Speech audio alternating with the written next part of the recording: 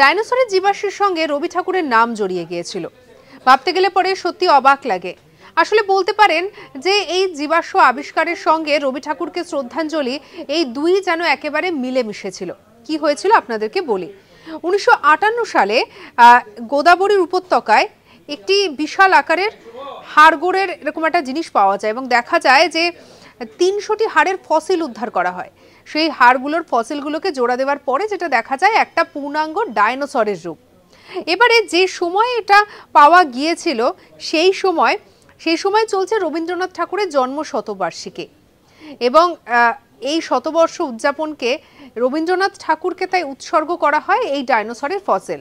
এবং রবীন্দ্রনাথ ঠাকুরের যে পদবী অর্থাৎ ঠাকুর বা ইংলিশের টেগর, এই টেগরটাকে ধার নেওয়া হয়। এবং যেটা জানা যায় যে এই যে আবিষ্কার হওয়া যে জীবাশ্ম ডাইনোসরের তার নাম দেওয়া হয় বরাপাসরাই টেগরাই।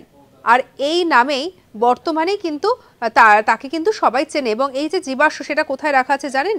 জানলে পরে অবাক হবেন। এটা রাখা রয়েছে বরানগরের ইন্ডিয়ান স্ট্যাটিস্টিক্যাল ইনস্টিটিউটের জিওলজি বিভাগের মিউজিয়ামে। সঙ্গে রাখুন আজ তাক বাংলাকে, সাবস্ক্রাইব করতে ভুলবেন না।